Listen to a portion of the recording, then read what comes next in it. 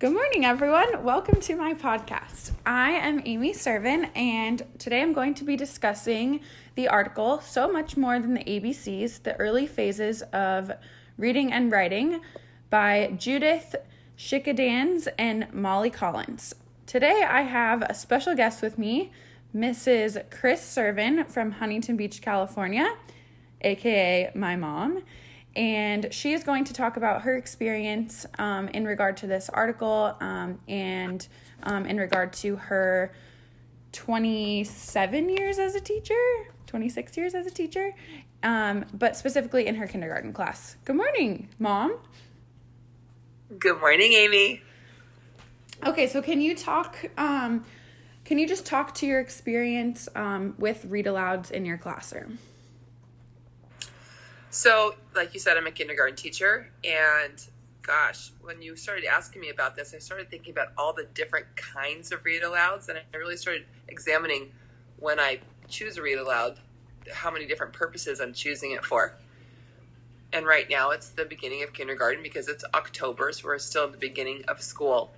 And in the beginning, you're kind of assessing your class because you don't know all the individuals yet. And so you're kind of assessing who's going to be who is active in participating, who is really engaged in listening and having some good type of discussions at the end of a read aloud. And so that's what I'm doing in the beginning. I'm kind of watching the players of my class and what their roles are kind of as their roles are developing, because there's lots of kids who really do just sit and don't do a whole lot of interaction. And then there's some kids who do so much interaction, they take over. So Once I start watching those things, and I do, of course, have some favorites at the beginning of kindergarten. And the purposes are really... Some favorite books, yes. Gosh, I never, ever, ever leave out Chicka Chicka Boom Boom, because that is it's an ABC book. It's identifying letters. It's talking about the alphabet as characters, and it's just kind of introducing that the alphabet has like a purpose, and it's so much fun. And the book is completely like, I could do the book by heart without even looking at the pages, because it's got this awesome chant, and the kids are interacting and they're saying Chicka Chicka Boom Boom, and we practice lines like skit, scat, scoodle doo, flip, flop, flee, and there's all kinds of tricks with your mouth when you're doing things like that, and every kid loves that book. So that's always one of the first couple weeks. We do that book several times, and everyone gets kind of excited. But then that's not really a story. Then there's like books that are stories that have characters, and that's the richness of the literature that I want to share with my students. So definitely, I was thinking that there's so many different purposes of choosing a read aloud, and especially at this time of year. Perfect. So the article lists some criteria for choosing a read aloud, and obviously it's going to vary, like you said, depending on the time of year and depending on what your purpose is. But some of these criteria include book complexity, student interest, the richness of the language, the values that are conveyed, or like the theme or the message, diversity, and then appropriateness of the illustrations and the size of the actual book. So would you agree with that? And do you think that you use those criteria, or is there additional criteria that you use when choosing a book?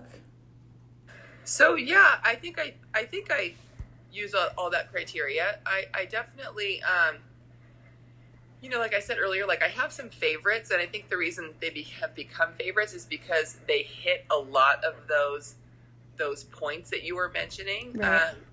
At the beginning. And every teacher has a class with so much diversity, and I was thinking that leveling the playing field so that everybody has a book to enjoy. I mean, I have like kids in my class that are such boys or such girly girls, or such, I know that they have different interests, and I have kids with literally have never been to preschool, and kindergarten is their very first experience, and having someone read to them in that setting. And then I have kids who've been in preschool several years, or they were at TK in our school, and they're like a seasoned listener. So, right. Well, and just like you have a lot of EL students, you have a lot of students from different yes, backgrounds in terms of their ethnicity, all of those things. So when I some of the books that I choose in the beginning of the year are really about making sure everybody can understand and enjoy the books. So Robert Munch is a favorite author of mine, and I have all the books. Literally, he's got dozens and dozens of books. They're short. The pictures are vibrant and funny, super funny. These are the books that are going to get your class absolutely laughing. And kindergartners are super serious little people. They're very serious little students, even though they're kind of silly, but they're very serious when it comes to learning. But when you put a Robert Munch book in front of them, and it's usually, those books are like some kind of a regular experience in somebody's life, and then he takes like some really silly twist and turn on it. For example, Stephanie's Ponytail. Right. Or We Share Everything is about a kindergarten class who, like, the teacher wants them to share everything, and eventually they end up sharing clothes and things, and it's so funny, and everybody can enjoy it, and everybody can understand it.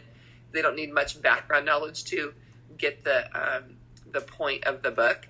And then he has all these funny repetitive language chants that are embedded in the text, and then he has like all these sounds that he uses. Is it onomatopoeia when the word sounds like like the word? Okay, so like he uses onomatopoeia. Yeah. So funny. And so we're always going thwack and thud and smash and things like that, and everybody's repeating it. And those books are so important to the beginning of the year, because literally they like run to the rug when they know I'm going to do a Robert Munch book, and they can't wait for the story to start. So it gets a good class community and culture going along when I start with those. Yeah, definitely. So, okay, off that point, do you mostly do read alouds only with whole group, or do you ever do read alouds with small groups or individual students? Yep. I don't think I've done with the individual, but yes, small groups for sure. And the purpose is different. This question's good. So at my school, we group kids in one part of the day, like all of the kindergarten classes, and I have a group that's totally working on phonological awareness only.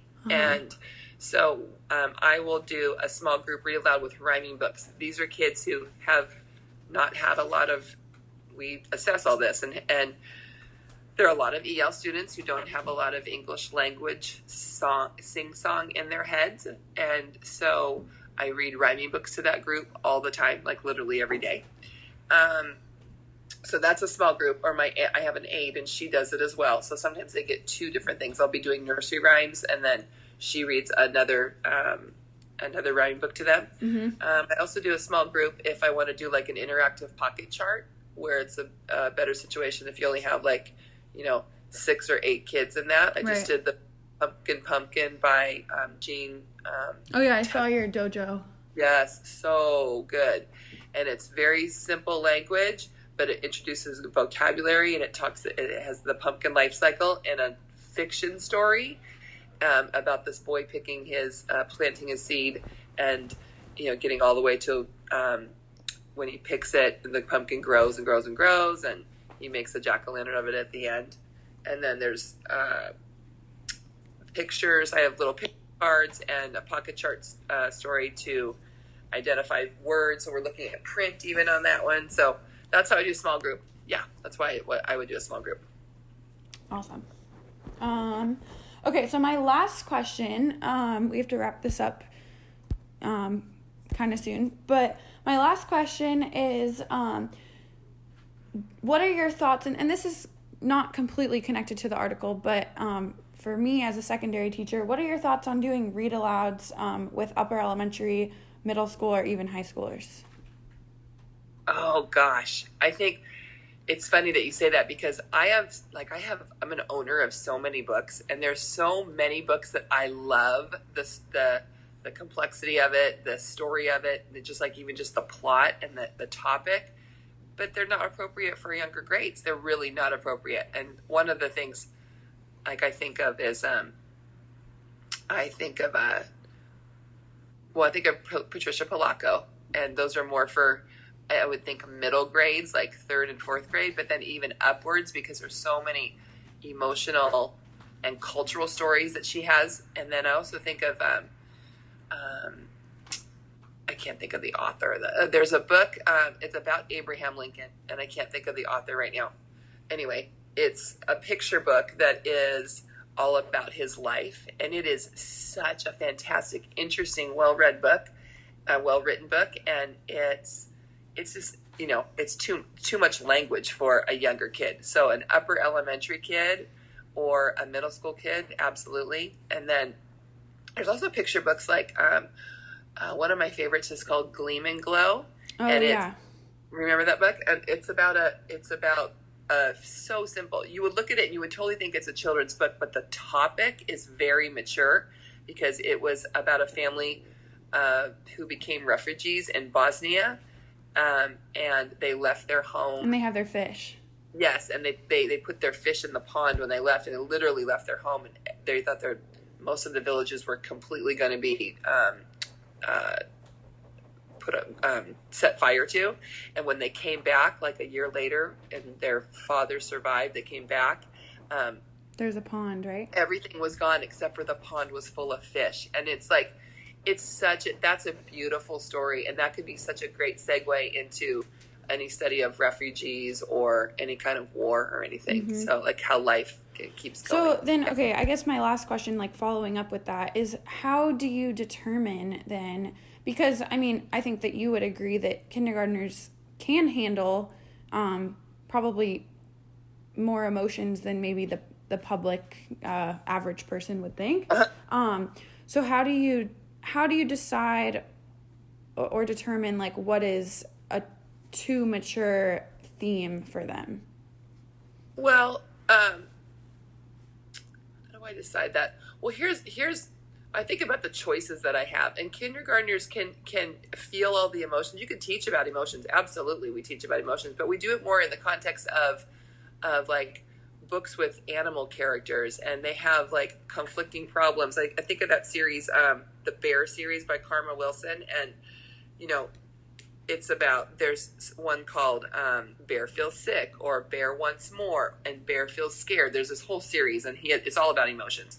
And this group of animals kind of help Bear along. It's about empathy, and it's about handling different problems, but it's more on the lines of a little kid, mm-hmm. And it can relate to the characters, and it's not like it's, well, I guess it's reality, but it's not really reality in the sense of like something really happened, right?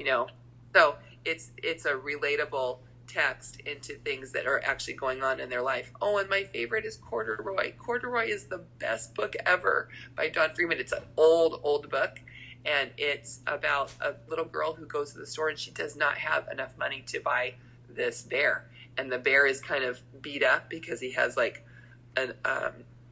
he doesn't have a button, and everybody thinks that, or the shop lady thinks that the girl should get a new bear, and she's like, no, I want this one.